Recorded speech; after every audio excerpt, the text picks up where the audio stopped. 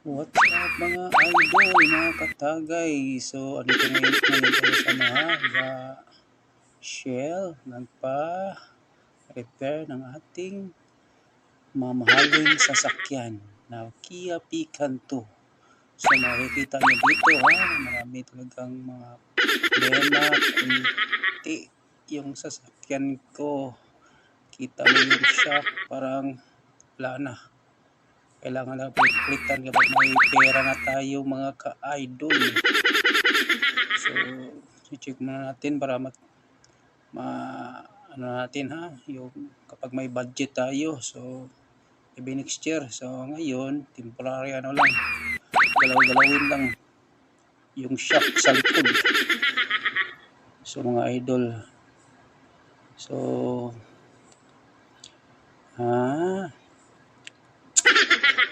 ay, naku, ang buhay talaga. Kung may sasakyan ka, mag-maintenance ka naman sa lahat ng parts ng sasakyan mo. Mag-change oil ka, check mo yung gulong, kung may sira ba, wala. Kapag may sira, so bibili ka ng bago. So yung gulong, bawat isa ang presyo nasa 4,000 to 5,000 each. So 20,000 kung papalitan mo lahat. So ginagawa ko, yung gulong ay nabili ko lang yung unang taon, yung nakarang taon ay nabili ako ng dalawa, yung taon siguro na 2020 at saka yung dalawa sa harapan 2021 na ibili ko mga katagay para hindi masyadong masakit sa bulsa. So ang dami talagang sira sa ilalim kapag yung siyempre yung sasakyan natin is low end, so gasgas talaga sa ilalim kapag may mga humps na malalaki.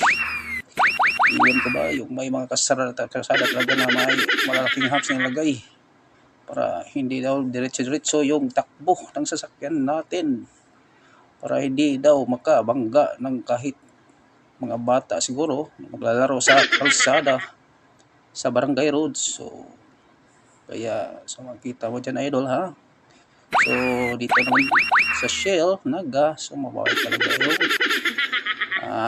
mekaniko natin.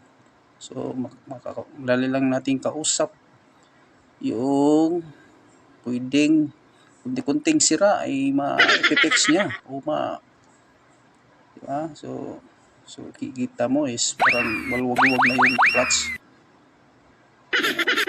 cable So ginagawa ko is nagtanong ako kung paano gagawin. So ano ba pwede nating gawin dyan?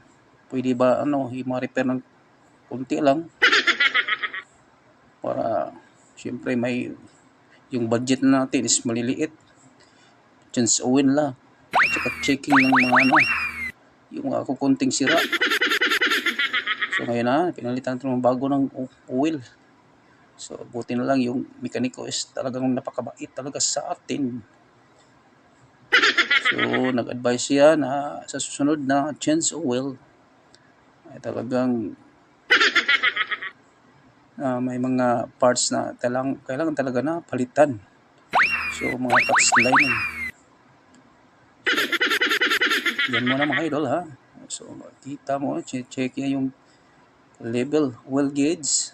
So kung nasa tama ba na oil level.